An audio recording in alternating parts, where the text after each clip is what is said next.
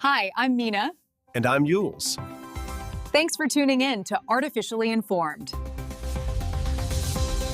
When we really stop and think about how our world operates, there's this comforting illusion we all tend to buy into. Oh, absolutely. We love a good illusion of control.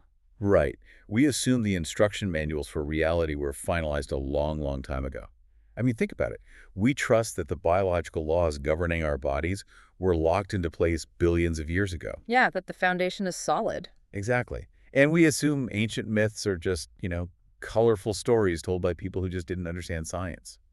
And then when we look at our modern digital landscape, we like to believe it's this perfectly logical, entirely controlled environment because, well, we built it.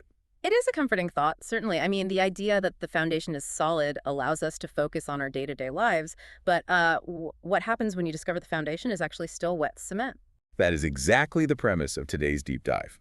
So what if I told you that a 120-million-year-old butterfly, an ancient Greek death ray built in a modern teenager's backyard, and a highly sophisticated artificial intelligence cyber threat all share this really profound and almost unsettling connection? I mean, on the surface, it sounds like we are just throwing darts at an encyclopedia. Yeah, totally random. Right, but when you look at the underlying mechanics of what is happening across global news today, the connection becomes undeniable. What links a prehistoric insect to a teenage science project and a rogue AI is this concept of hidden codes. Hidden codes, I like that. Yeah, we are waking up to the reality that the blueprints of nature, the lost knowledge of human history, and the foundational architecture of our own technology are not locked in at all. They are fluid, and more importantly, they are actively being rewritten right in front of us. That is the perfect way to frame it. Welcome to our deep dive, everyone. Today our mission is to synthesize a massive stack of global news reports, research papers, and dispatches that, frankly, just left my head spinning. It's a heavy stack today, for sure. Oh, it really is. We are going to take you on a journey that spans the absolute microscopic building blocks of biological life, pushes out to the farthest reaches of deep space exploration, and then brings us right back down to Earth. Back to the messy stuff. Right, the messy stuff. We're going to examine critical anomalies in our climate, massive disruptions in the tech sector, and the latest highly volatile shifts in global geopolitics. It is an immense amount of ground to cover, but our goal here isn't just to read you the headlines. I mean, that wouldn't be very useful for you. Yeah. Our goal is to connect the dots. Exactly. We're going to unpack the underlying why and how of these stories. We really want to explore the mechanisms driving these changes and explain why this massive influx of information actually matters to you, to your career, and to how you understand the future of the globe. So let's just jump straight in. We're going to start by looking at something that fundamentally breaks the rules of biology as we know them. This one is wild. It really is. Yeah. So for the entire history of life on Earth, from a microscopic amoeba to a giant redwood tree, to you sitting there listening to this, every living organism has been built using a very specific recipe. The standard biological toolkit. Right. I'm talking about 20 essential amino acids. They are the chemical building blocks of proteins. But I'm reading a report from evolutionary biologists who have just successfully altered the fundamental genetic code of a bacterium. They literally hacked the code. Yes. They took that universal 20-ingredient recipe and they reduced it to 19.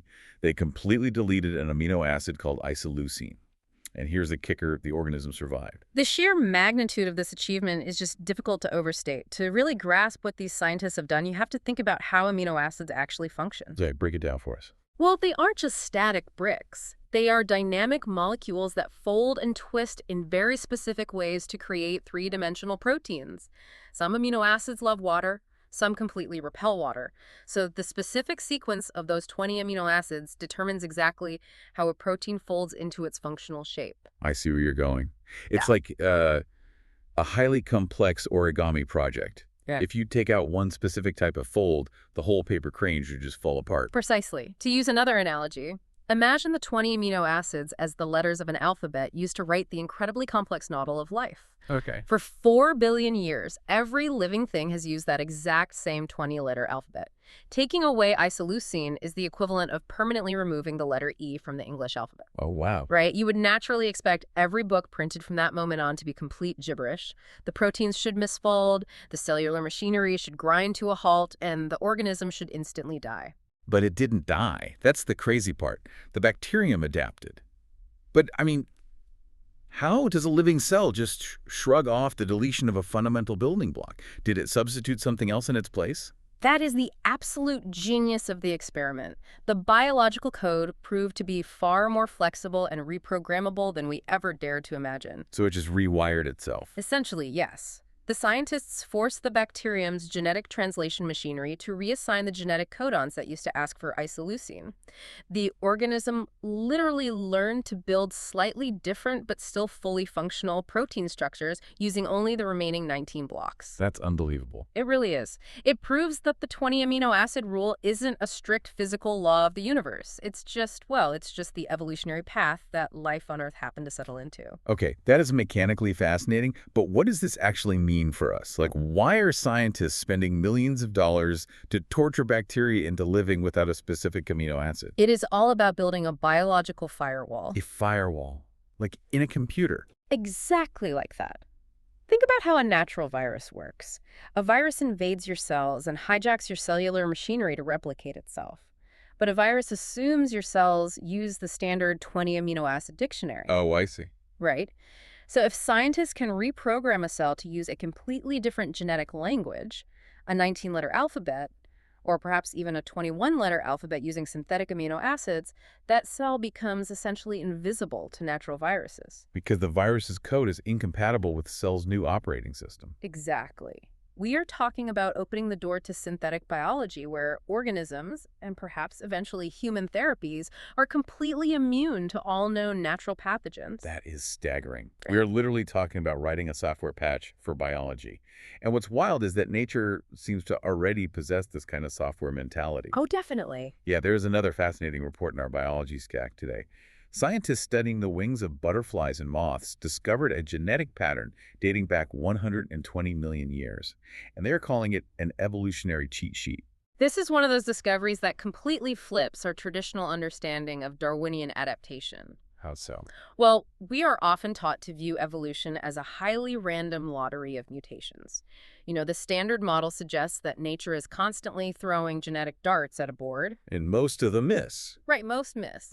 But occasionally, a random mutation gives an organism a slight survival edge, and that trait gets passed on. It's generally thought of as a slow, blind, trial and error process. Right, that's what I learned in high school biology. The environment changes, and organisms have to randomly mutate new tools to survive. But this butterfly study reveals that nature doesn't always reinvent the wheel from scratch. When these insects face environmental pressure, maybe a sudden change in climate or a new predator, they don't necessarily have to wait millions of years for a lucky random mutation to alter their wing patterns for camouflage. They already have the solution. Exactly. Researchers found that these species harbor ancient genetic blueprints, basically dormant sequences of DNA that have been sitting quietly in their genome for over 100 million years. So it's not a lottery. It really is functioning more like a software program with pre-written copy-paste code. That is an excellent way to conceptualize it. The genome contains a vast, hidden library of highly optimized biological subroutines. Wow. Yeah, so when environmental pressure hits, the organism can simply access an old file in its genetic library, a cheat sheet of successful past adaptations, and activate that ancient code again. That is so efficient. It is. It explains how incredible complex parallel evolutionary traits can appear in completely different species so rapidly. The code was already there, just waiting to be executed. Nature as the ultimate hyper-efficient software engineer. Yeah. It's a beautiful concept. But it also makes me wonder, if nature has been hoarding these ancient cheat sheets for millions of years, what kind of cheat sheets has humanity lost? That is the million-dollar question. Because we're talking about rewriting the biological code, but let's shift gears for a second and talk about the historical code. We have some absolutely wild stories today about lost human knowledge that is suddenly being validated. This is where we confront our own chronological snobbery. Chronological snobbery. Yeah, it's the assumption that simply because we live in the present day, we are inherently smarter or more advanced in our physical observations than our ancestors were. Which brings us to Archimedes, the legendary ancient Greek mathematician and engineer. So, for context for you listening, historical texts claim that during the siege of Syracuse, around 212 BC, Archimedes built a massive death ray. A literal death ray. Yeah. The legend says he used an array of highly polished shields or mirrors to focus the Mediterranean sunlight onto invading Roman warships, causing them to burst into flames from a distance. Right. Now, for centuries, modern historians and scientists have confidently dismissed this as pure myth. They claim the ancient world lacked the mathematical precision and the metallurgical technology to focus thermal energy that intensely. Even popular television science shows have tried to replicate it and declared it busted. Yes, the academic consensus has long been that it was just an exaggerated war story. It seemed physically implausible given the tools of the era, the mechanics of parabolic reflection over a long distance onto a moving target on the ocean. It just seemed way too complex. Well, I really hope those historians are ready to eat their words, because a teenager just built a working replica of it for a school science project. Which is just fantastic. It's amazing. We're reading reports that this kid meticulously studied the original geometrical concepts, set up an array of relatively cheap concave solar mirrors in a field, did the focal calculations, and completely proved that the ancient math holds up. He actually made it work. He did. He actually managed to focus the scattered sunlight into a tight, highly targeted thermal ray capable of igniting wood. I just have to imagine the science fair. You know, you've got kids presenting potato clocks and baking soda volcanoes, and this kid wheels in a historically accurate, weaponized death ray. It is deeply amusing, but the implications are actually quite profound. How so? Well, this teenager's success demonstrates that the geometrical and physical principles Archimedes was applying were absolutely sound. It wasn't magic, and it wasn't a myth. It was a deep, intuitive mastery of optics and thermal dynamics. Right. It forces us to reevaluate how we interpret ancient texts. When an ancient historian describes a machine that sounds impossible to us, we need to stop assuming they were lying or hallucinating and start asking if we simply lost the engineering code they were using. And it absolutely doesn't stop with ancient Greece. We have a fascinating paper out of Marshall University in West Virginia today analyzing Dante Alighieri's famous 14th century epic poem, Dante's Inferno. This one is truly a paradigm shift. Yeah. Now, Dante was a poet, right? Not a physicist. Yeah. But the researchers at Marshall took a hard look at the section where Dante describes the geological aftermath of Satan being cast out of heaven and crashing into the earth. And what they found is staggering. Right. The researchers claim that Dante's poetic description perfectly aligns with the highly complex modern physics of a massive asteroid impact. Down to the smallest details.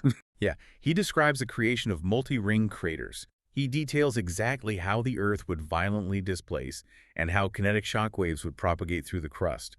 He wrote this incredibly specific geological description 500 years before the science of impact physics even existed. Like, how is that possible? It leads us into a thrilling avenue of historical speculation. How does a 14th century poet accurately describe the thermal and kinetic mechanics of a hypervelocity impact? It doesn't make sense. Well, there are a few possibilities. One is that Dante possessed an incredibly rare genius-level intuition for physics simply by observing smaller natural phenomena like, say, a stone thrown into mud and mathematically scaling it up in his mind. That feels like a massive stretch, though, to guess multi-ring crater formations just from throwing rocks into mud. Which brings us to the more tantalizing possibility. Was Dante accessing his own historical cheat sheet? Oh, like the butterflies. Exactly. Did he have access to older, perhaps ancient Roman or Greek records of actual meteorite impacts records that have since been lost to time? Were ancient texts and myths actually encoded scientific observations, disguised as religious allegory or poetry, because that was the only cultural language available to preserve the data? Dante may not have had a modern seismograph, but his observation or his source material was rooted in brutal physical reality. It makes you want to go back and scour every piece of classic literature looking for hidden physics equations. It really does. We are unlocking the codes of the past, but I want to turn our attention upward. We've talked about focusing the sun's rays, but let's transition into deep space and look at the invisible forces shaping the entire universe, because the astrophysics reports we have today are simply breathtaking. We are undeniably living in a golden age of astronomy. It's being driven by a suite of next-generation observation technologies that are allowing us to see the cosmos in ways that were, quite frankly, fundamentally impossible even a decade ago. Let's start with the crown jewel right now, the Webb telescope operated by NASA, the National Aeronautics and Space Administration. Webb just captured a truly stunning image of a spiral galaxy called Messier 77, or M77. A classic target, but a whole new view. Right. And for some scale, this galaxy is 45 million light years away from Earth. And the image they released reveals the galaxy's brilliant core, showing a supermassive black hole actively consuming surrounding material. Now, we've known M77 was there for a long time, so why is this specific image such a massive breakthrough? To appreciate the power of the Webb telescope, you have to understand the problem of cosmic dust. Cosmic dust. Right. M77 is what astrophysicists call an active galactic nucleus. The center of that galaxy is a chaotic, violently energetic environment, but it is heavily shrouded by a thick, opaque veil of gas and dust.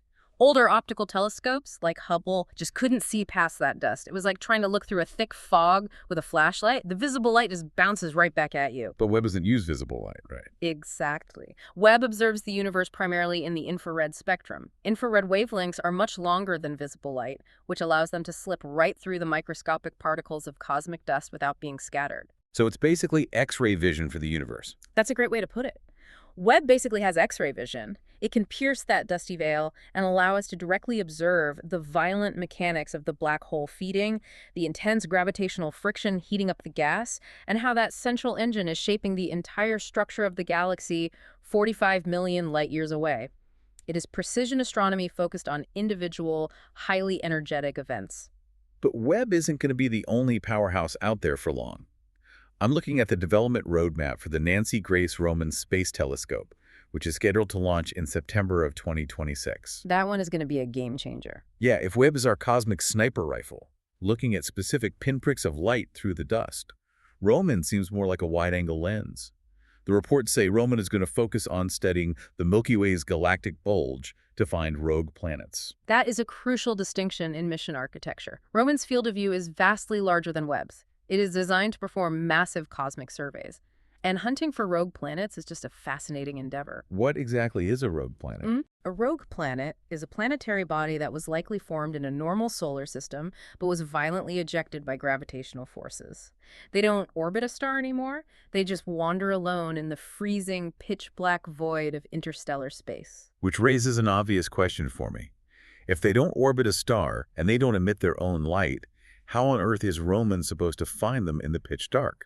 It uses a mind-bending application of Einstein's theory of general relativity. It's called gravitational microlensing. Gravitational microlensing. Okay, how does that work? Well, even though a rogue planet is dark, it still has mass, which means it has gravity. As the Roman telescope stares at millions of background stars in the galactic bulge, it just waits. If a dark, invisible rogue planet drifts perfectly between the telescope and a distant background star, the planet's gravity physically bends and magnifies the light from that background star. Like a lens. Exactly like a lens. It acts like a temporary magnifying glass passing over a street lamp. Roman is designed to detect that brief, fleeting spike in starlight, which proves a dark object just drifted past. It will finally tell us how common it is for planets to be violently thrown out of their homes. That is an incredible piece of engineering. So Webb is looking at the hyperviolent events. Roman is surveying the dark neighborhood for wandering planets. But then we have this dispatch from the European Organization for Nuclear Research, better known as CERN, located deep underground near the border of France and Switzerland. Yes, the particle physicists. Right. They operate the Large Hadron Collider.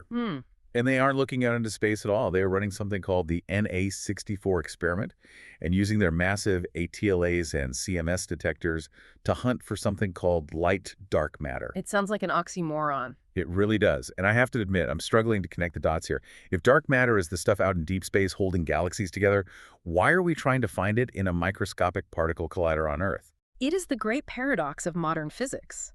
Dark matter is the most pressing mystery in cosmology today. We know mathematically that it must exist. Right, because of the gravity. Exactly. When we observe galaxies like M77 spinning, there isn't nearly enough visible mass stars, gas, dust to generate the gravity needed to hold the galaxy together. It should literally fly apart like a merry-go-round spinning way too fast. There has to be a massive amount of invisible mass acting as the subatomic glue holding the cosmos together. We call it dark matter. But why is it considered a ghost? Why can't we just look at it with the Webb telescope? Because it completely ignores the electromagnetic spectrum. It doesn't reflect light, it doesn't absorb light, and it doesn't emit light. As far as we can tell, it only interacts with the universe through gravity. It is entirely invisible to every single telescope we possess. So we can't see it in space. Right. That is why CERN is taking a totally different approach. Instead of looking for it in space, they're trying to physically create it in a laboratory. The Large Hadron Collider smashes protons together at 99.9% the speed of light. They are hoping that the sheer kinetic energy of those collisions might spontaneously generate a dark matter particle for just a fraction of a second. Okay, but if it's invisible, how do they know if they actually created it? By looking for what is missing. The NA64 experiment is essentially an accounting trick. An accounting trick. Yeah, they know exactly how much energy goes into the collision. If they measure the energy of all the visible debris that comes out of the collision, and the numbers don't add up, like if a chunk of energy is inexplicably missing, it implies that the missing energy was carried away by an invisible dark matter particle that just escaped the detector. I see. But wait, why the pivot to light dark matter? The reports emphasize that specific word. It's basically an admission of frustration. For decades, physicists assumed dark matter was made of heavy, sluggish particles. They called them WIMPs, weakly interacting massive particles. But after years of smashing things together, they haven't found any. Nothing at all. Nothing. So experiments like NA64 are pivoting. They are tuning their instruments to look for incredibly light, low-mass dark matter candidates. We are essentially changing the radio frequency, hoping we've just been listening to the wrong channel this whole time. It is wild to think about. We can look 45 million light years away and watch a black hole eat a star, but we can't find the invisible glue holding the room we are sitting in together right now. It really puts our technological limits into perspective. It's humbling, for sure. But while the physicists are hunting for ghosts, the human and robotic exploration of our own solar system is moving at an unbelievable pace. Let's look at the actual spaceflight hardware.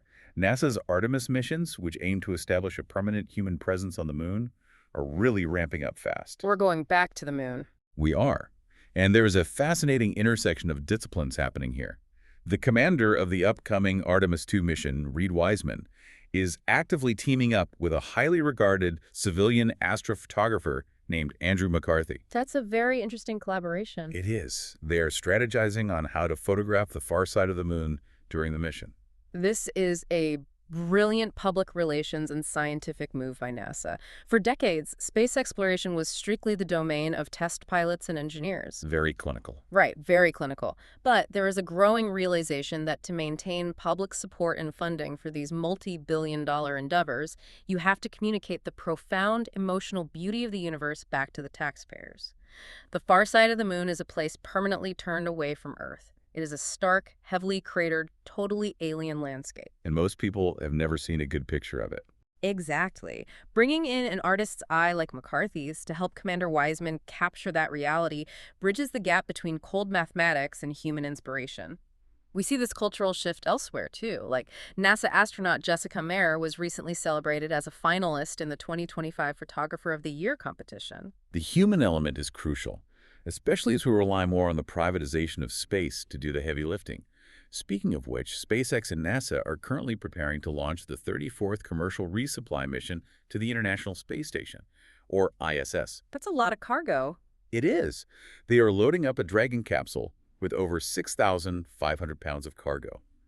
Looking through the manifest, a huge portion of this payload is dedicated to biological research, specifically how microbial life behaves in a vacuum, and some deeply concerning studies on microgravity bone aging. That bone aging research is the primary physiological roadblock to becoming a multiplanetary species. Why is that? What happens to our bones in space? Well, when a human body is in a microgravity environment like the ISS, the mechanical stress on the skeleton vanishes. Your body essentially decides that your bones are an unnecessary metabolic expense. Oh, wow. Use it and lose it. Literally. The cells that break down bone, called osteoclasts, become highly active, while the cells that build bone, osteoblasts, slow way down. Astronauts can lose a terrifying percentage of their bone density in just a few short months. If we are ever going to send humans on a 9-month journey to Mars, we have to understand the cellular mechanisms of this degradation and figure out pharmaceutical or mechanical interventions to stop it. The ISS is the only long-term laboratory we possess to test these survival strategies. And while we are trying to keep humans healthy in space, we are simultaneously pushing the boundaries of what machines can do out there. NASA just partnered with microchip technology to develop a new architecture called high-performance spaceflight computing, aiming for processors 100 times more powerful than what is currently flying. That's a massive leap in computing power. But the most sci-fi story in this section comes from the China National Space Administration. They are finalizing the design for their Chang'e 8 lunar mission, which is slated for 2029. And they aren't just sending another little rover that slowly crawls around in the dust. No, this is entirely different. They are deploying a 100-kilogram artificial intelligence robot. It has 4 wheels for mobility, but is built with a humanoid upper torso and 2 fully articulate arms to carry and manipulate instruments. We are literally preparing to put AI-driven robot centaurs on the lunar surface. The shift from passive rovers to active, manipulative humanoid robots changes the entire economic model of space exploration. A traditional rover is incredibly limited. It can take pictures and, maybe scratch a rock. Right. But a robot with fully articulate arms, powered by an advanced AI that can make autonomous decisions without waiting for a light speed delay from Earth command, that kind of machine can perform physical labor. It can drill precise core samples, deploy complex solar arrays, and even execute repairs on other hardware. That's incredible. China's Chang'e 8 mission is specifically targeting the lunar South Pole, a region rich in resources like water ice, to test the foundational technologies for building a permanent research base. Having a tireless AI-powered labor force on site is the critical precursor to human colonization. Okay, so we are sending AI centaurs to the moon, we are hunting for dark matter, and we are photographing the far side. But I want to bring our focus back to our own atmosphere for a moment because things are getting very strange right here at home. Oh, yes, they are. We have to talk about the recent document dump from the Pentagon. They just declassified a massive batch of files regarding unidentified flying objects, or UFOs, and what the military now prefers to call unidentified anomalous phenomena, or UAPs. This topic always generates a massive amount of public friction. The moment the acronym UAP or UFO is mentioned, the public consciousness immediately defaults to extraterrestrial visitation. Well, I mean, it's hard not to when you read some of these reports. The declassified files cover a vast timeline. They include historical records from the 1972 Apollo 17 mission, where astronauts reported seeing inexplicable flashing lunar lights that they just couldn't identify. Yes, the Apollo sightings are famous. And then the files jump right to the modern day, detailing a highly credible 2024 military sighting of a massive, football-shaped object hovering and maneuvering over the Indo-Pacific region. I mean, a giant floating football over the ocean. What are we supposed to think? We are supposed to think geopolitically. We have to separate the romantic sci-fi appeal from the cold reality of military intelligence. Okay, ground us. What's the reality? While sightings like the Apollo 17 lunar lights remain fascinating historical anomalies, the Pentagon's primary motivation for declassifying and investigating modern UAPs is not to prep the public for alien contact. It is about identifying terrifying gaps in our own national defense. You mean terrestrial adversaries? Exactly. Let's analyze that 2024 sighting in the Indo-Pacific. The Indo-Pacific is arguably the most fiercely contested geopolitical theater on Earth right now, heavily monitored by the U.S., China, and regional powers. When a U.S. naval strike group observes a football-shaped object hovering without visible propulsion and pulling off kinetic maneuvers that defy our current understanding of aerodynamics, the Pentagon's immediate panic-inducing thought is not aliens. What is it? Their thought is, has China or Russia developed a next-generation transmedium surveillance drone that completely bypasses our radar and defense systems? Ah, so it's a technology race. They're worried an adversary has leaped a generation ahead in propulsion or spoofing technology. Precisely. Electronic warfare capabilities have advanced to the point where adversaries can project false sensor ghosts onto our radar systems or deploy highly advanced, localized drone swarms. The push for UAP transparency from the military is a push to remove the stigma of reporting these sightings, so intelligence analysts can gather enough data to figure out whose technology is penetrating restricted airspace. That makes perfect, sobering sense. It's less about little green men and more about advanced drone surveillance. But as we pivot away from the skies and look down at the surface of our planet, the anxiety doesn't really fade. If anything, it gets worse. Yeah, we're trying to conquer the moon and master our airspace, but back down here, the very systems that keep us alive, Earth's fragile ecological equilibrium, are throwing us some massive, unpredictable curveballs. The contrast is jarring.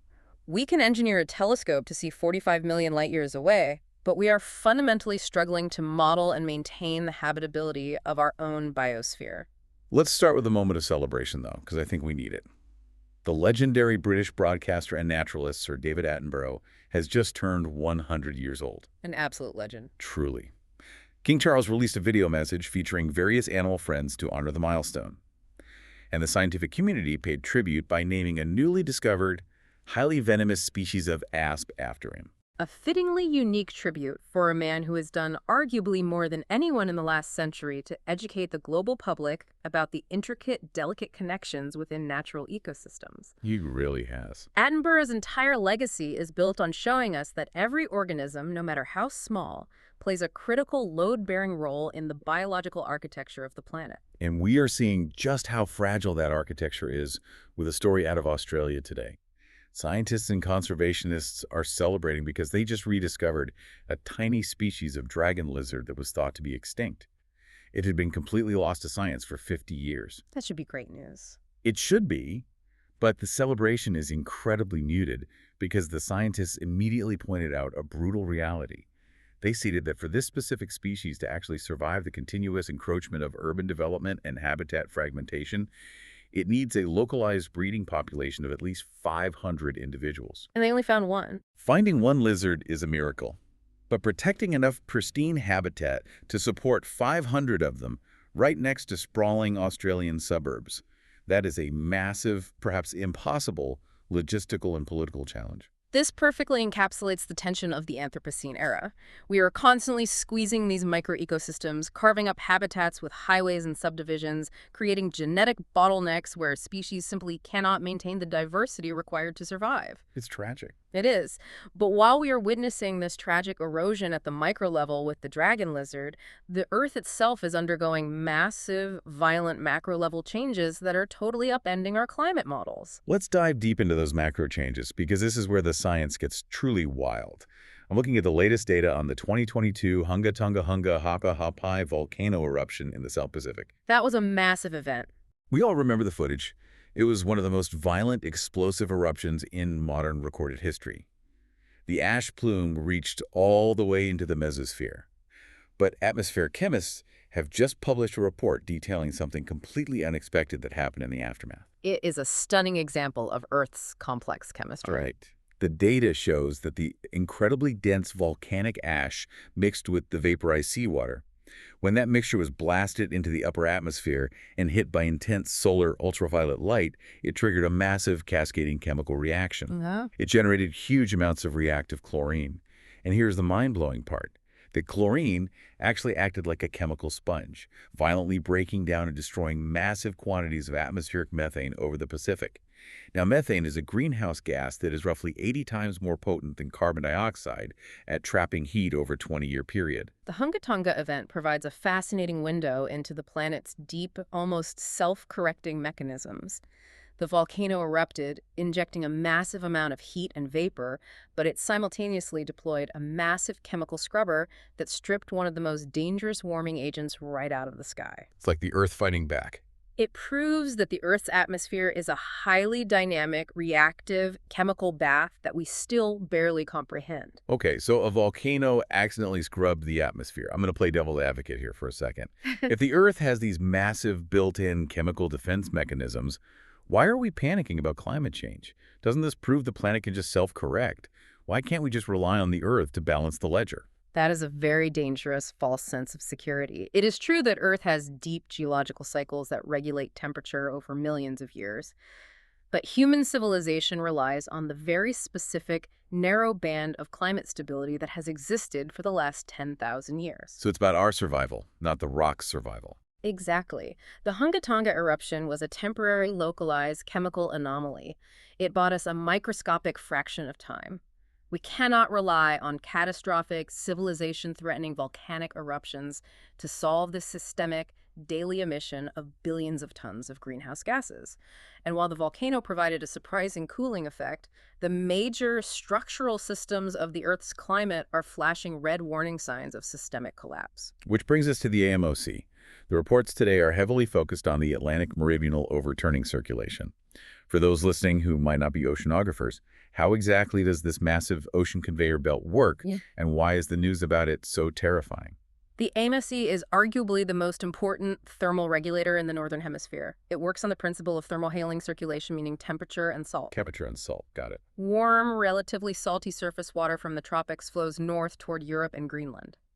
As it gets to the Arctic, the water cools drastically. Furthermore, when sea ice forms, it leaves its salt behind in the water, making the surrounding ocean water incredibly dense and heavy. So it sinks. Yes, this cold, heavy, salty water physically sinks to the bottom of the ocean, which creates a massive vacuum that pulls more warm water up from the south. It is a continuous planetary scale pump. Okay, so it pulls heat up to Europe and North America, but the reports say it is weakening dramatically. Why is the pump breaking? Because of the massive influx of fresh water from melting Greenland ice sheets and increased Arctic rainfall, fresh water is much lighter and less dense than salty ocean water. When you dump millions of gallons of fresh water into the North Atlantic, you dilute the salt concentration. So the water isn't heavy enough to sink anymore. Exactly. The water no longer gets heavy enough to sink. The pump jams. If the AMOC slows down too much or collapses entirely, it fundamentally alters global weather. You would see plunging, brutal winter temperatures across Europe, while the heat that failed to move north would pile up in the tropics, supercharging hurricane systems along the east coast of North America. And as if a broken ocean pump wasn't enough, our final climate report takes us to the bottom of the world. Studies utilizing new submarine drone technology show that Antarctica is melting in a way we completely failed to model. The basal melting. Right. It isn't just melting from the warm air above, it is aggressively melting from below, right at the grounding lines where the massive continental ice shelves meet the ocean floor. Right. Warm ocean currents are undercutting the ice like a blowtorch to the foundation of a building. If we contrast the volcano with the AMOC in Antarctica, we see the true picture. The AMOC weakening and the basal melting of Antarctic ice are not temporary, self-correcting chemical reactions. They are physical, structural failures. Structural failure. They're the results of a massive thermal system being pushed past an irreversible tipping point due to the excess heat trapped by human activity. So to synthesize this, it's basically like Earth's HVAC system is catastrophically failing. The heating pump is broken in the Atlantic, the freezer door is permanently stuck open down in Antarctica, and meanwhile, this one volcano in the Pacific acted like a weird, aggressive, temporary air purifier. As a metaphor for global atmospheric dynamics, that is surprisingly accurate and deeply terrifying. The HVAC system is breaking down. And what makes this so incredibly volatile is how human beings and nations are reacting to these environmental constraints. As resources become scarce, the geopolitical friction is exploding. And to make sure we are reporting the facts from our sources objectively, let's look at how this tension is playing out in the real world. In South America, Argentina is currently in the legislative process of amending their 2010 glacier law. This is a highly contested amendment. It is. For context, this law was originally passed to strictly protect the nation's paraglacial regions. But the proposed amendment will roll back those protections, allowing multinational corporations to actively mine for gold, silver, and other rare earth minerals directly in these fragile glacial ecosystems. This situation in Argentina is the ultimate geopolitical catch-22. On one side, you have the right-leaning pro-market perspective that focuses on Argentina's crushing generational economic crisis and massive international debt. They need the money. Desperately. From this viewpoint, the vast mineral wealth sitting locked beneath the ice is an essential, untapped financial lifeline. They argue that restricting extraction is economically suicidal for a nation desperate for foreign capital and job creation. But on the other side, environmentalists and agricultural scientists are sounding the alarm, pointing out that these specific glaciers are the primary source of fresh water for over 7 million Argentine citizens. That's a huge portion of their population. They warn that mining operations, which heavily utilize toxic chemicals like cyanide for gold extraction, could easily contaminate the glacial meltwater. And it isn't just a local drinking water issue. That water feeds the massive agricultural plains. If you contaminate the water, you devastate Argentina's agricultural output, specifically their soybean crops, which are a critical node in the global food supply chain. Exactly. It forces a brutal choice. Yeah. Do you prioritize immediate, desperately needed debt relief through resource extraction? Or do you prioritize the long-term ecological preservation required to maintain global food security? And we are seeing that exact same ideological battle playing out a little further north. At a recent high-level conference in Santa Marta, Colombia, a coalition of Amazonian indigenous leaders issued a very powerful, uncompromising demand. They are officially calling for the establishment of fossil fuel life zones. Life zones. Yes, Well, these would be massive continent-spanning exclusion zones across the Amazon basin where absolutely no oil drilling, logging, or mining could legally take place. the demand for life zones is fascinating because it directly calls out the political hypocrisy inherent in modern global climate policy. Right. The indigenous leaders were explicitly pointing the finger at nations like Brazil and Ecuador. The leaders of those nations frequently attend international climate summits, positioning themselves as global champions of environmental preservation. Yet, simultaneously back home, their state-owned energy companies are actively auctioning off new oil exploration blocks deep inside the rainforest. It highlights the profound disconnect between international rhetoric and domestic economic reality. The left-leaning environmental perspective strongly supports the indigenous leaders, arguing that you cannot claim to fight climate change while actively expanding fossil fuel extraction within the Amazon, which is arguably the Earth's most critical carbon sink. Because if we lose the Amazon, we lose the climate fight. The biome is already approaching a tipping point where it could transition from rainforest to dry savanna. But again, the counterargument from the developing nations is economic. How can the wealthy, industrialized world, which built its wealth on fossil fuels, demand that we leave our most valuable export commodities in the ground without massive financial compensation? It is an agonizing tension between economic progress, short-term profit, and long-term planetary preservation. And honestly, as we look at the next massive stack of reports on our desk, that exact same tension isn't just happening in nature. It is actively tearing through our digital infrastructure. The tech sector. Yeah, the technology sector right now is proving to be a massive, highly unstable, double-edged sword. We are witnessing a period of unprecedented exponential technological advancement occurring simultaneously with profound systemic digital vulnerability. The tools we are building are outpacing our ability to secure them or understand their economic fallout.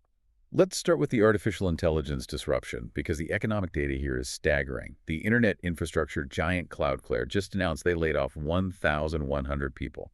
That is roughly 20% of their entire global workforce. 20%, that's a massive cut. Now, layoffs happen, but it's the CEO's justification that is making headlines. He specifically cited the dawn of the Agentic AI era, stating point blank that new AI tools have simply made these sales, support, and operational jobs obsolete. But here is the critical detail. Cloudflare executed these mass layoffs despite simultaneously reporting record-breaking quarterly revenues of over $639 million. To truly comprehend the tectonic shift happening in the tech labor market, we have to precisely define what the CEO means by agentic AI. Right, because it's not just ChatGPT. No, not at all. For the last few years, the public has become accustomed to generative AI, large language models, acting essentially as highly advanced chatbots. You type a prompt, it generates text or an image, and it stops. It waits for human input. Agentic AI is fundamentally different. It operates as an autonomous agent. So how does that actually work in a corporate setting, like day-to-day? Instead of asking it a specific question, you assign it a high-level, complex goal. For example, a manager might tell the AI, optimize our server routing protocols for the European market to reduce latency by 10%. Okay. The agentic AI then breaks that goal down into steps.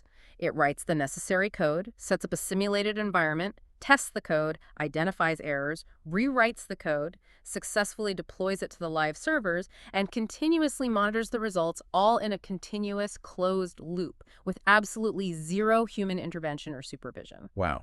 It's acting as the employee and the manager simultaneously. Exactly. And what Cloudflare's layoffs represent is a terrifying new economic paradigm. Yeah. The hard decoupling of corporate revenue from human labor. Historically, if a company wanted to double its revenue, it generally had to hire more people to scale its operations. Agentic AI breaks that law. A company can now drastically scale its output and hit record profits while simultaneously shrinking its human workforce. But wait, let me play devil's advocate and look at the macroeconomics here.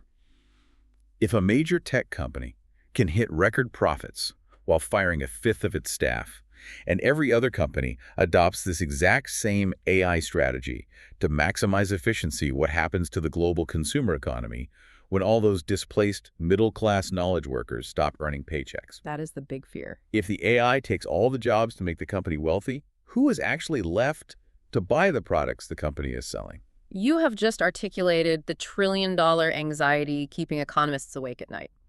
If the massive productivity gains generated by AI only accumulate as wealth for the executive class and the shareholders who own the algorithms, while the broader workforce is displaced, the foundational consumer base that drives the entire global capitalist system will shrink dramatically. It's a snake eating its own tail. Exactly. This is why we are seeing such violent, polarized movements in the stock market. Look at the hardware side of the equation. Yes. Looking at the hardware, the daily reports show that Intel's stock has skyrocketed an unbelievable 490% over the last year. This surge is driven almost entirely by the insatiable global corporate demand for their next-generation AI processing chips. Everyone is rushing to build the physical infrastructure that will run the software that replaces the human workers. There is a massive gold rush right now to provide the pickaxes for the AI revolution. But deploying this autonomous technology isn't just happening in server rooms. The attempt to push AI into the physical world is hitting severe, dangerous speed bumps. Look at Rewritten, a high-profile self-driving car startup that recently partnered with Uber. Yes, the Dallas situation. They are currently facing a major federal investigation by the National Highway Traffic Safety Administration, or NHTSA. The reports state that Rewritten's self-driving autonomous vehicles operating in Dallas, Texas, have been involved in multiple alarming crashes. The AI is specifically struggling with basic, real-world driving tasks, like executing safe lane changes in heavy traffic and failing to navigate around unexpected road obstacles or construction zones. The Rewritten investigation perfectly illustrates the massive gulf between digital AI and physical AI. It is one thing to deploy an agentic AI to route data packets across Cloudflare's server network.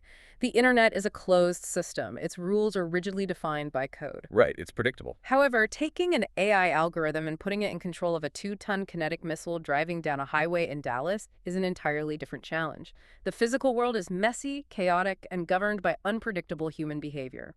AI systems are notoriously brittle when confronted with edge cases, bizarre, unexpected situations that weren't explicitly included in their training data. Like a ladder falling off a truck. Precisely. A human driver intuitively knows how to navigate around a suddenly dropped ladder on the highway. The AI might interpret it as a floating anomaly and simply freeze or swerve erratically. So we have an AI that struggles to drive a car safely, but simultaneously, the reports today show that AI is becoming terrifyingly adept at breaking into our secure systems. The International Monetary Fund, the IMF, has just issued a stark, highly unusual warning to global financial institutions. This is a very big deal. They stated that advanced AI now poses a systemic existential threat to the entire global financial architecture. They explicitly cited new, incredibly powerful models like Anthropic's Claude Mythos Preview. The IMF is rarely alarmist, so when they issue a warning of this magnitude, the intelligence community pays very close attention. Their concern centers on the asymmetry of cyber warfare in the AI era. What do they mean by asymmetry? Like, how does Claude Mythos Preview hack a bank differently than a human would? A human hacker, even a brilliant one, takes time. They have to manually probe a network, read lines of code, and carefully look for a vulnerability.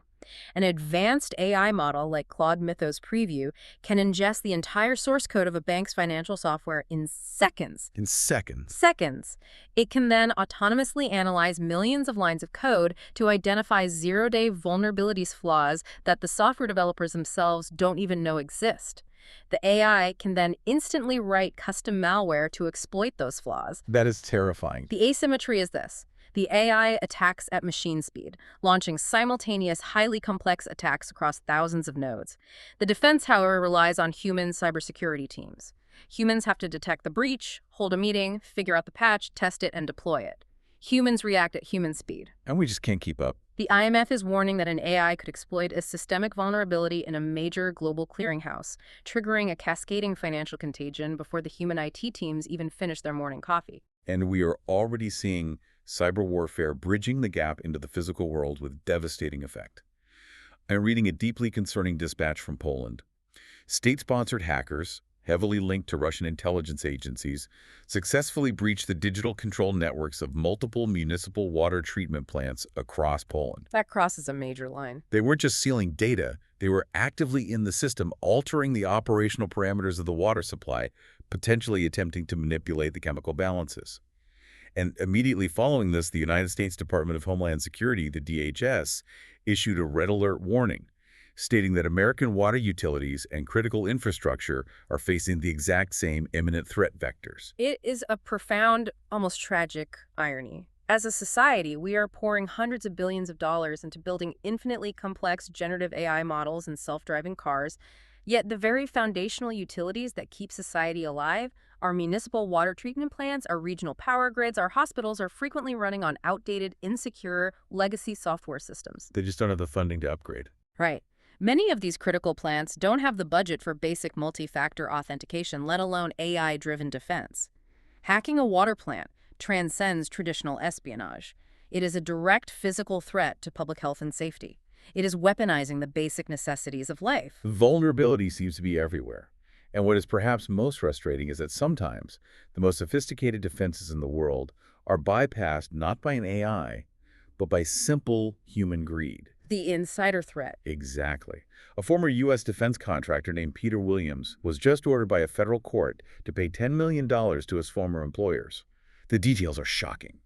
Williams utilized his high-level security clearance to actively steal $1.3 million worth of highly classified, cutting-edge surveillance and cyber hacking tools. And he didn't just leak them. He sold them directly to a known Kremlin-linked data broker. The Peter Williams case is a glaring reminder that cybersecurity, at its absolute core, is fundamentally a human problem. You can't patch a human. You really can't. You can spend billions designing the most impenetrable firewalls and encryption protocols in the world. But if a trusted individual with administrative clearance and keys to the kingdom decides to commit treason for personal profit, the entire digital perimeter is rendered completely useless. And selling them to Russia. The $10 million financial penalty is clearly intended by the courts to be a severe public deterrent to other contractors. But the geopolitical damage is already done. Handing top-tier U.S. cyber weapons over to Russian intelligence brokers permanently alters the strategic balance in the digital theater. And we see how fragile this digital theater is in everyday life, too. It's not just banks and water plants. The Canvas education platform, which literally millions of students worldwide rely on to submit assignments and take tests, was just brought back online after a massive, crippling ransomware attack executed by a hacker syndicate known as Shiny Hunters. During finals, no less. Right. They completely locked students out of their critical final exams. And around the same time, Discord, the massive global communication platform, suffered a catastrophic global outage. Now, Discord cited internal API application programming interface errors rather than an external hack, but the result was the same. Millions of users were instantly cut off. When a platform like Canvas goes down during finals week, or when a communication hub like Discord crashes globally, it pulls back the curtain on our daily existence. It reveals how entirely, almost unthinkingly dependent we have become on a tiny handful of highly centralized digital platforms. It's like a house of cards. We have essentially outsourced the infrastructure of our education, our communication, and our commerce to fragile servers.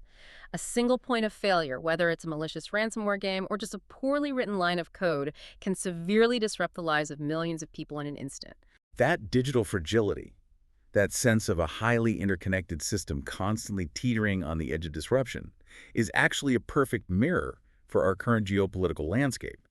As we look at the final section of our daily reports, the world map right now is deeply interconnected, highly volatile, and moving incredibly fast. Indeed. The geopolitical chessboard is currently undergoing massive structural realignments that we haven't seen since the end of the Cold War. Let's start with the latest developments regarding the Russia-Ukraine war. And to be clear to you listening, as we navigate these geopolitical updates, we are strictly reporting the facts as presented by international news outlets, without taking ideological sides. We have a major diplomatic proposal on the table. U.S. President Donald Trump has officially proposed a targeted 3-day ceasefire, scheduled to take place from May 9th to May 11th. That's a very specific window. It is. The core component of this proposal is facilitating a massive bilateral exchange of 1,000 prisoners of war, or POWs, from each side of the conflict. Analyzing the geopolitical mechanics of this proposal is fascinating. The proposal of a strict 3-day ceasefire is highly significant because it attempts to drive a diplomatic wedge into a conflict that has, in many sectors, ground down into a brutal, static war of attrition. Just a pause in the fighting. Right. From a pragmatic standpoint, a temporary pause does absolutely nothing to resolve the deeply entrenched underlying territorial disputes that caused the war. However, the sheer scale of exchanging 1,000 POWs is a massive humanitarian lever. It places immense domestic and international pressure on both Kyiv and Moscow to consider whether a momentary localized de-escalation is politically viable. It's a test to see if any diplomatic channels still function under pressure. Meanwhile, the situation in the Middle East is reaching a boiling point. The U.S. military just engaged and fired upon 2 Iranian oil tankers in the highly volatile Gulf of Oman. The military reports indicate the tankers were actively attempting to evade an established American naval blockade. The economic fallout from that is going to be immediate. Oh, it already is. As a direct and immediate result of this kinetic engagement, global oil prices are violently surging on the commodities markets, largely because traders believe the prospects for any sort of comprehensive U.S.-Iran peace deal have completely fizzled out. And to compound the crisis, environmental groups like Greenpeace are releasing satellite imagery showing a massive, unexplained oil slick spreading near Iran's Karg Island, which is one of their most critical oil export hubs. The economic and environmental implications here are deeply intertwined. The Gulf of Oman, leading into the Strait of Hormuz, is arguably the single most critical maritime economic choke point on the planet. A vast percentage of the world's daily oil supply must flow through that narrow waterway. So any conflict there is a global problem. Exactly. When U.S. naval forces actively fire on tankers in that region, it instantly triggers a massive risk premium in the global energy markets. Traders panic, fearing that a broader kinetic conflict could force the closure of the strait entirely, which would cripple the global economy. Furthermore, the oil slick near Karg Island adds a devastating environmental disaster to an already tense geopolitical crisis, complicating military maneuvering with the immediate, desperate need for ecological containment and cleanup. The tension is truly global. And we're also seeing this volatility reflected in the domestic politics of Europe. Let's look at the staggering results of the UK local elections. The political landscape there just experienced an earthquake.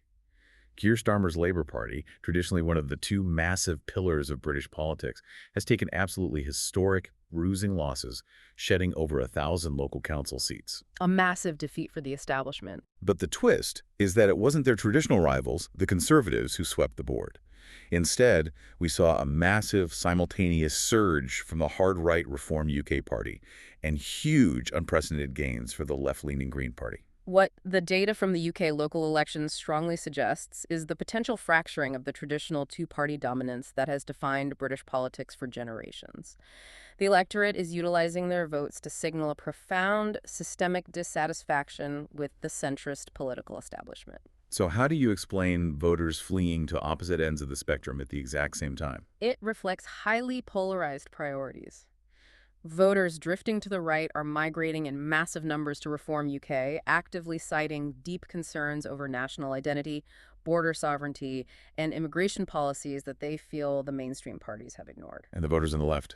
Conversely, voters on the left, feeling deeply disillusioned with Starmer's cautious, centrist approach to the economy and his stance on international conflicts, are migrating to the Green Party, demanding aggressive climate action and more radical social policies. It heavily suggests that the future of European politics will rely on complex, highly fragile coalition governments and deeply fragmented policymaking rather than sweeping mandates. And speaking of shaking up the establishment, we have an incredible story out of Hungary. A completely new political figure, Peter Magyar, has just been officially sworn in as prime minister. He achieved an absolute landslide victory, defeating the longtime, deeply entrenched nationalist leader Viktor Orban. A huge upset. European media outlets are widely describing this as the dawn of a new, optimistic era for Hungary. And honestly, the best detail from the inauguration. Magyar celebrated his massive victory with unscripted dance moves on stage that immediately went viral across social media. I have to admit, the image of a world leader joyfully dancing their way into the highest office is quite the stark contrast to the heavy, intense, militarized geopolitics we are seeing everywhere else today. It is a very striking visual representation of political disruption. Viktor Orban has been a dominant, often highly controversial figure in Central European politics for well over a decade, known internationally for his illiberal democratic model and strict control over state media. So this is the big shift. A massive shift. Peter Magyar's sudden victory, heavily fueled by a grassroots movement and his viral, charismatic appeal on social media, represents a massive generational and ideological psychological shift. It demonstrates that even the most deeply entrenched, seemingly immovable political systems are ultimately susceptible to sudden charismatic disruption when the public mood shifts. Let's shift our focus from the health of nations to actual physical public health. We have an ongoing situation off the coast of Africa. The MV Hondius, a large expedition cruise ship, is currently steaming toward the Canary Islands, specifically aiming for port in Tenerife to initiate a full medical evacuation of its passengers. This is a very concerning development. The ship has suffered a severe outbreak of hantavirus on board, which has tragically resulted in 3 confirmed passenger deaths. The situation escalated enough that the Director General of the World Health Organization, Dr. Tedros Adhanom Ghebreyesus, had to issue public statements directly urging calm, explicitly stating to the global media, this is not COVID. The immediate, visceral panic surrounding any news of a deadly outbreak on a cruise ship is a direct, lingering psychological scar from the early, terrifying days of the COVID-19 pandemic. Of course, everyone's mind goes right back to 2020. Exactly. However, Dr. Tedros' explicit clarification is medically crucial to stop misinformation. Hantavirus is an incredibly serious disease, but its transmission vector is entirely different. It is generally contracted through direct contact with, or the inhalation of aerosolized particles from, infected rodent droppings or urine. Crucially, it does not typically spread easily from human to human through the air in the way a highly contagious coronavirus does. So the risk of this sparking a new global lockdown is essentially zero. Precisely. While it is a severe, often deadly disease for the specific individuals infected on that ship, the broader epidemiological risk of it sparking a global airborne pandemic is incredibly low. The strict quarantine and evacuation procedures currently being established in Tenerife are entirely about containing the localized exposure and investigating the source of the rodent infestation on the vessel. Well, that is a relief. And staying on the public health front, we actually have some truly miraculous, historical, positive news today. The World Health Organization is officially releasing data reporting that the RTS malaria vaccine is proving to be a massive, real-world success. Finally, some good news. They have been rolling the vaccine out extensively in Ghana, Kenya, and Malawi, and the empirical data shows it has successfully cut child mortality rates by a staggering 12.5%. Malaria has been an absolute scourge on humanity for our entire existence, and it feels like we are finally putting a real dent in it. This is, without hyperbole, a monumental achievement in the history of human medicine. Malaria is a relentless killer, claiming the lives of hundreds of thousands of children under the age of 5 every single year. A verified 12.5% reduction in mortality translates directly to tens of thousands of young lives saved annually. That is just incredible to hear. The reason this is such a triumph is because the development of the RTS vaccine was incredibly frustratingly difficult. The malaria parasite is a highly complex, shape-shifting organism that is incredibly adept at evading the human immune system. This success definitively proves the value of sustained, decades-long global investment in public health research and infrastructure. It is amazing what we can achieve when we focus our resources on preservation rather than destruction. And speaking of investing in the future, I love this story from the financial sector. A brand new venture capital firm called Mother Ventures just successfully closed a funding round, raising $10 million. Interesting niche. What makes them unique is their entire core investment thesis. They are treating mothers not just as societal caregivers, but as a massive $2.4 trillion economic engine. Mother Ventures is exclusively funding startup companies and tech solutions that are heavily family-oriented and specifically cater to the immense spending power and unique needs of moms. It is a brilliant, highly rational financial strategy that actively corrects a long-standing systemic blind spot in the venture capital ecosystem. How so? Historically, the VC world has been heavily male-dominated, and as a result, it has routinely overlooked or undervalued the sheer economic force of mothers, who statistically make the vast majority of all household purchasing decisions globally. By specifically directing capital toward family-oriented solutions, whether that involves innovative childcare technology, advanced maternal health platforms, or flexible remote work infrastructure, Mother Ventures is tapping into an incredibly lucrative, deeply underserved market while simultaneously driving structural, positive societal change. I absolutely love seeing that kind of targeted, empathetic innovation. And to finally wrap up this massive stack of news with something that will just melt your heart and bring us back down to earth. There's a viral story taking over the internet today about a baby macaque monkey named Punch. Oh, I saw this one. Punch is tiny. He weighs exactly 1 pound. He was tragically rejected and abandoned by his biological mother. But the internet is entirely falling in love with him because Punch has managed to find comfort and a sense of safety by fiercely clinging to a stuffed, plushy orangutan dog toy in his sanctuary. It is a simple story, but amidst all the incredibly complex, heavy reports we've analyzed today, the cyber warfare, the global resource tensions, the existential threat of AI taking jobs, the story of Punch resonates universally. It really does. It highlights a fundamental cross-species need for connection, warmth, and comfort. It is a vital reminder of the emotional capacity that exists within the animal kingdom. When human beings utilize their intelligence to cure ancient diseases like malaria, when they invest financial capital in the well-being of families, and when they show genuine empathy for a 1-pound abandoned monkey, we demonstrate our profound capacity for immense good. It really provides a necessary grounding balance to the chaos. We have covered an absolutely unbelievable amount of ground today on this deep dive. Let's recap this journey. We started at the microscopic level, looking at how scientists are literally rewriting the fundamental 20-amino acid code of biological life, creating firewalls against viruses. Hacking biology. Right. We learned how butterflies utilize a 120-million-year-old genetic cheat sheet, proving evolution has a memory. We talked about a teenager validating Archimedes' ancient thermal death ray, and Dante describing the kinetic physics of an asteroid impact centuries before science caught up. We traveled 45 million light-years to watch a black hole feed through the Webb telescope's infrared eyes, discussed Roman hunting for rogue planets, and watched CERN hunt for dark matter ghosts underground. From the subatomic to the galactic. We looked at the militarization and AI expansion on the moon with China's Chang'e 8 Centaurs, and analyzed the Pentagon's UAP files regarding advanced drone threats. We then descended back to Earth to discuss our broken HVC system, from methane-eating volcanic chlorine in the Pacific to the terrifying collapse of the Amos Sea currents and the basal melting of Antarctic ice. The climate challenges. We explored the fierce geopolitical fights over Argentina's glaciers and the Amazonian life zones.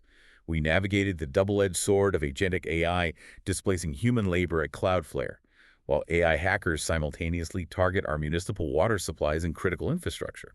And finally, we looked at a fragile, shifting geopolitical chessboard, from proposed POW swaps in Ukraine and kinetic naval actions in the Gulf of Oman, to dancing prime ministers in Hungary, the historic defeat of malaria, and the simple comfort of a stuffed animal.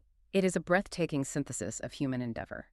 We have seen today, beyond a shadow of a doubt, that human ingenuity knows almost no bounds. We have developed the technical capacity to decode and actively reprogram the fundamental 19 amino acid rules of biological life. We possess the staggering astrophysical tools to map the invisible dark matter holding the cosmos together. We can do almost anything. But the lingering question, the profound thought for you, the listener, to explore as you process all of this information today is this. If we possess the sheer brilliant ingenuity to reprogram the fundamental codes of nature and the architecture of advanced technology, do we possess the collective moral willpower to reprogram our own geopolitical and environmental systems before they completely crash? Can we rewrite the code of our own human behavior as effectively as we rewrite the RNA of a bacterium? That is the ultimate question we all have to answer as we face this future. Thank you so much for joining us on this incredible, exhaustive journey today. Remember, the world is not locked in. The codes are meant to be understood and perhaps rewritten by us. Until next time, keep diving deep. You're enjoying Artificially Informed. Hit subscribe and share it with a friend. From the left, the right, and straight from the algorithm. Thank you. If you look at a time-lapse animation of the Earth's tectonic plates, what appears to be catastrophic destruction, earthquakes, volcanic eruptions, the tearing apart of land masses. Right. It looks like the world is ending. Yeah, exactly. But it's actually the planet building new continents. The extreme friction is really just the architecture of the globe forming.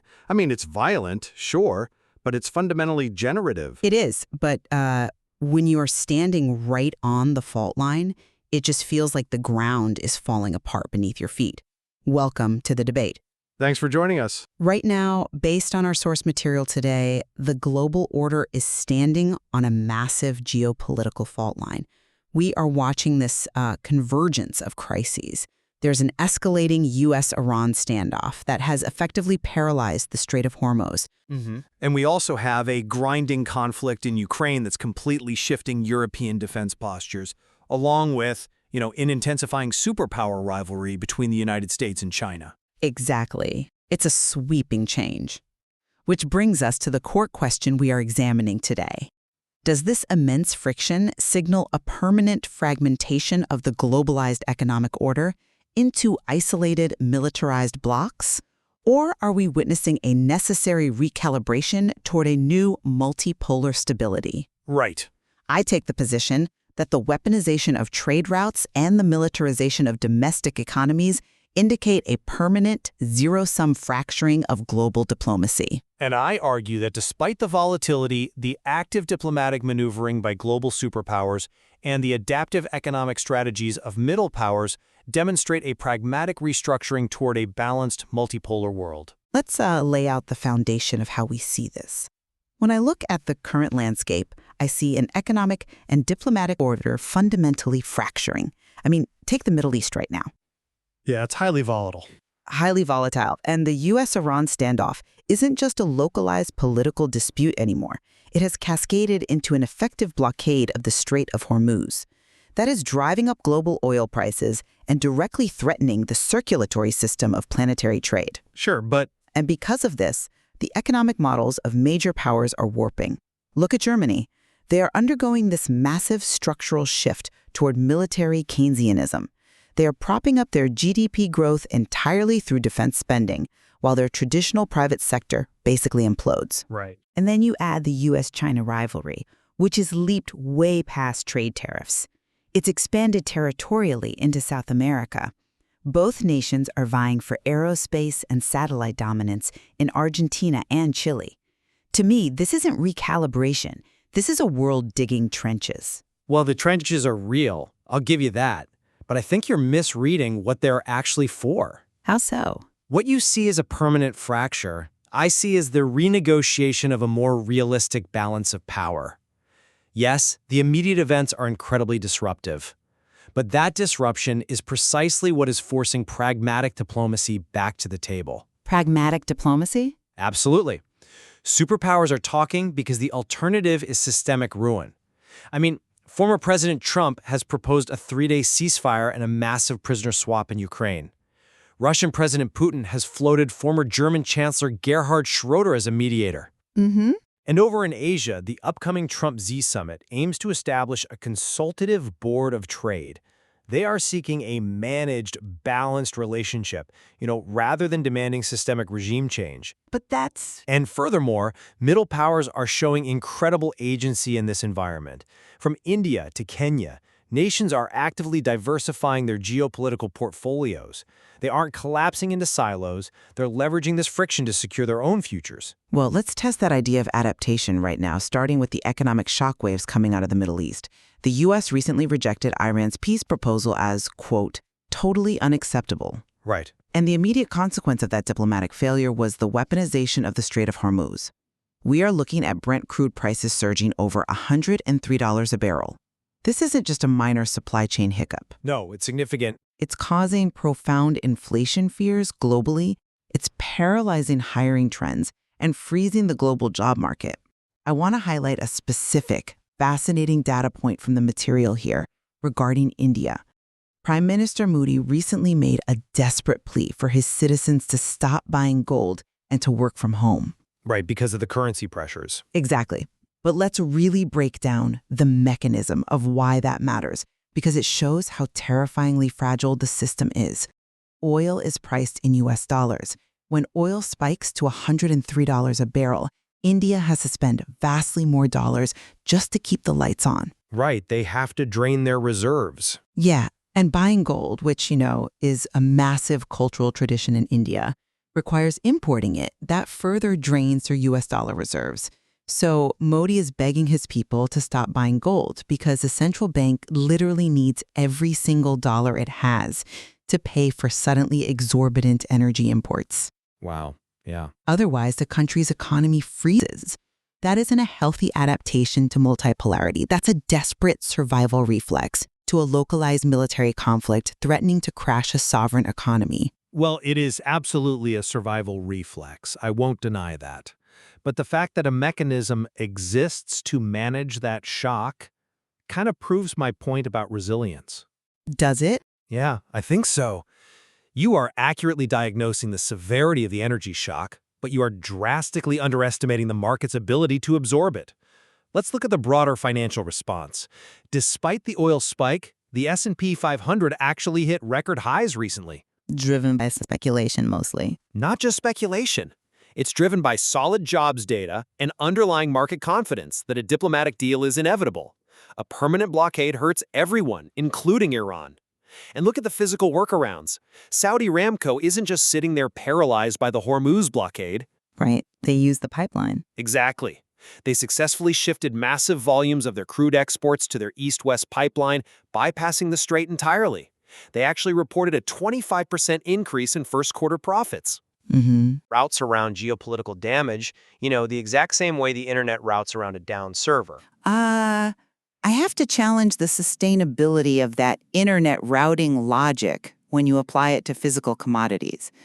You are conflating a short-term logistical workaround with long-term structural viability. How so? Think about the global supply chain as a human circulatory system. The Strait of Hormuz is a major artery.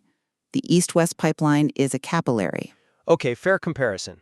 Right. So, yes, bypassing an artery with a capillary might prevent the patient from dying on the operating table today.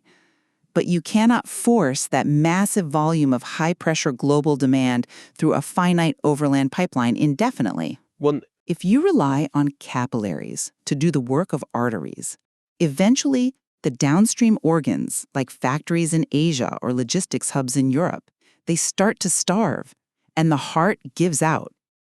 The fact that stock markets are hitting record highs often just reflects a dangerous disconnect between finance and physical reality. I hear you. But that weaponization of energy, that physical reality, is exactly what catalyzes structural reform.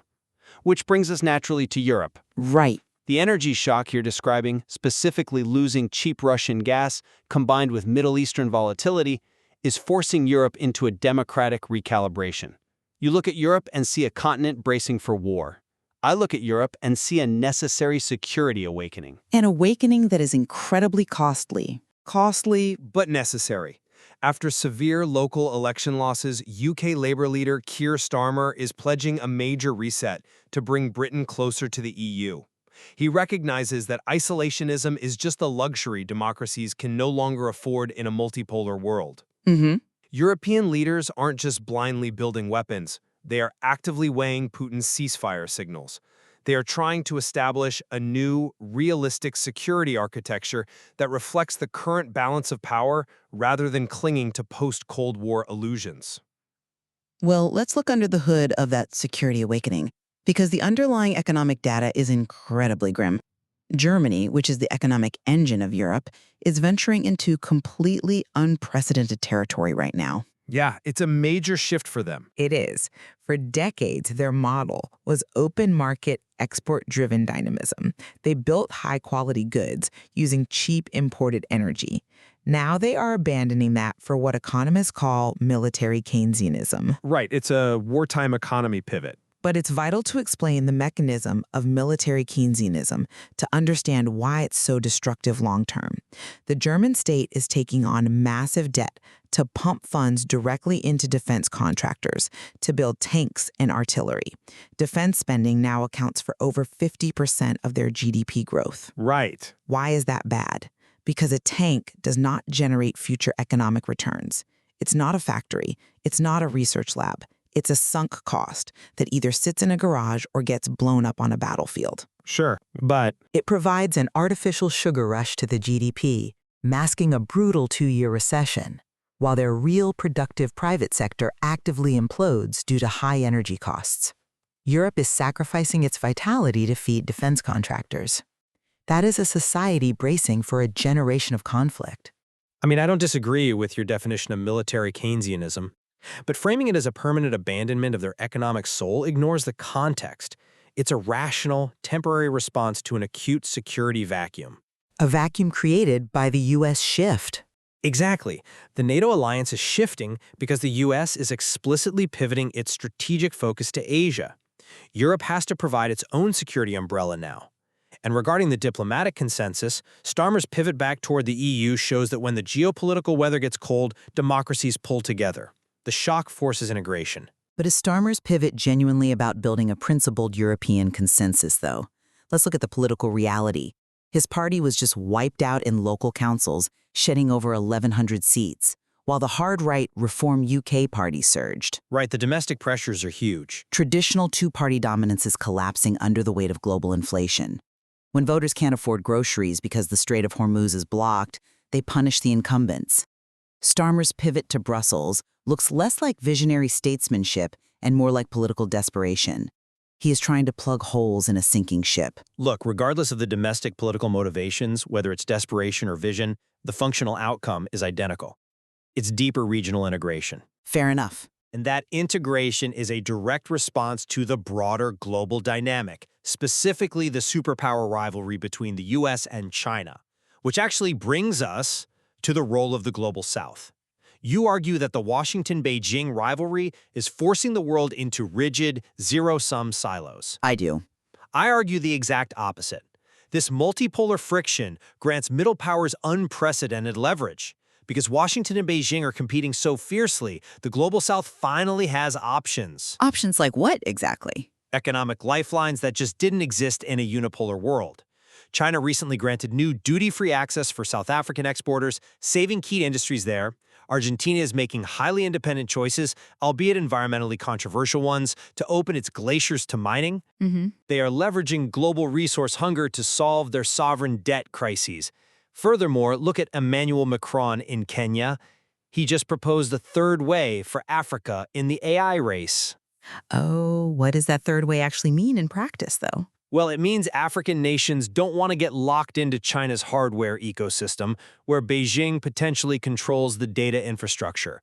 And they also don't want to be entirely dependent on U.S. corporate monopolies. Okay. So France is offering a European model.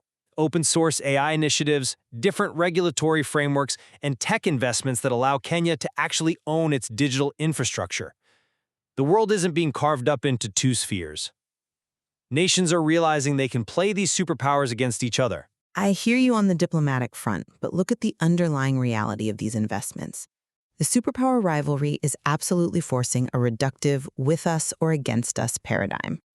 Let's go back to South America. It is rapidly turning into a proxy battleground. How so? You mentioned Argentina mining its glaciers, but look at what else is happening in Argentina and Chile. They are currently the sites of an intense struggle for aerospace and satellite dominance between Washington and Beijing. These aren't benign scientific investments, they are dual-use technological footholds. Meaning they have military applications? Exactly. A Chinese-built deep space tracking station in the Patagonian desert isn't just for looking at stars.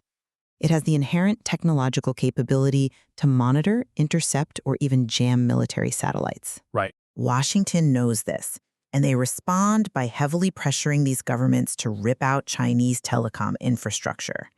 Middle powers are terrified of the upcoming Trump-Xi summit precisely because of this dynamic. Because they fear a grand bargain? Yes. They know that when the two titans of the global economy sit down to negotiate a consultative board of trade, they are going to optimize for their own interests. They will carve the globe into spheres of influence, stripping developing nations of actual sovereignty while offering them the illusion of choice. To say they're stripped of sovereignty really ignores the very real negotiations these countries are successfully executing. Middle powers are not passive victims, they are active geopolitical entrepreneurs. That's an optimistic way to frame it. Well, when Macron offers that third way in Africa, African nations have the agency to blend European tech investments with Chinese infrastructure loans and U.S. security partnerships. That is the definition of multipolar leverage. But the leverage you are describing is entirely bounded by the parameters set by the superpowers. Let me offer a different way to look at this so-called agency. Okay, go ahead. It's very much like the passengers on a commercial flight. Yes, the passengers have some agency. They can negotiate with the flight attendants. They can swap seats. They can choose whether they want the chicken or the fish for dinner. Right. But the ultimate destination, the altitude and the safety of the journey itself are entirely in the hands of the pilots in Washington and Beijing. The intense global anxiety surrounding the Trump-Xi summit proves this. If the pilots decide to fly the plane into a storm, all the seat swapping in the world won't save the passengers in the back. It's a vivid analogy, I'll give you that. But it misses a crucial mechanical flaw in how global economics actually works today. The pilots are highly constrained by the passengers. Explain that. The US and China cannot unilaterally fly the plane wherever they want because the passengers hold the fuel. The raw materials. Exactly. The superpowers' own economies are entirely dependent on these middle powers. The United States cannot transition to green energy or build next-generation military tech without Latin American lithium. China cannot feed its population without South American agricultural exports, and it needs African minerals for its industrial output. This deep, inescapable interdependence is exactly why we're seeing talks about managed trade rather than demanding a total destructive decoupling. It is precisely this mutual vulnerability that prevents any one power from becoming a reckless hegemon.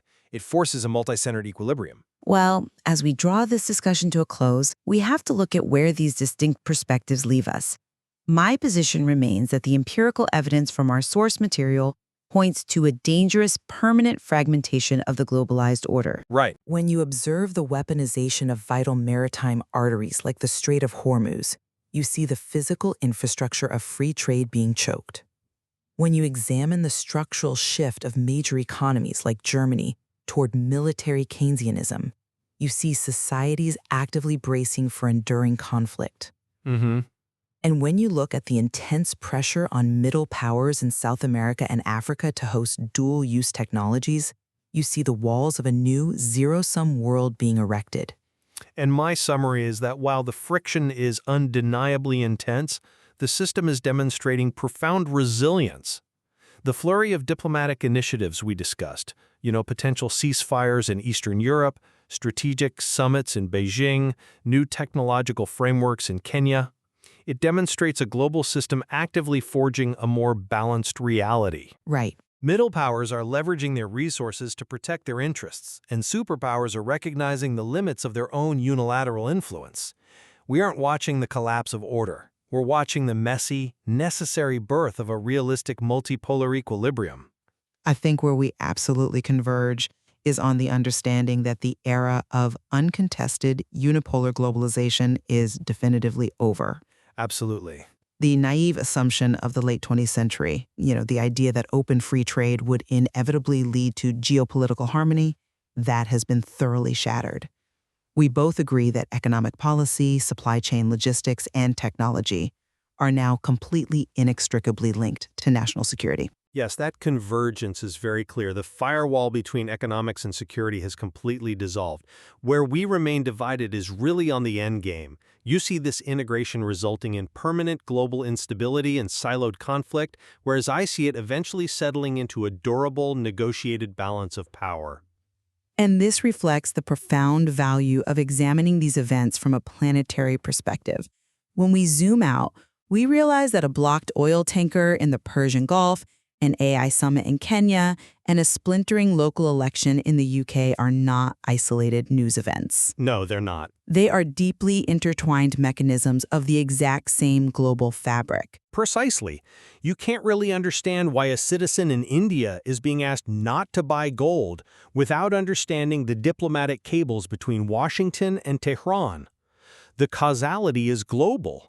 There is just so much more to explore in the material about how these international shifts will shape the future of our shared home. The tectonic plates of the global order are grinding against one another, creating massive friction. Whether this seismic activity is just the destruction of the old world or the necessary architecture of a new one, well, it depends on where you stand on the fault line. Thank you for joining us. That's it for today's Artificially Informed. Nope. Thanks for spending your time with us. Yeah. Stay sharp, stay curious. See you next time.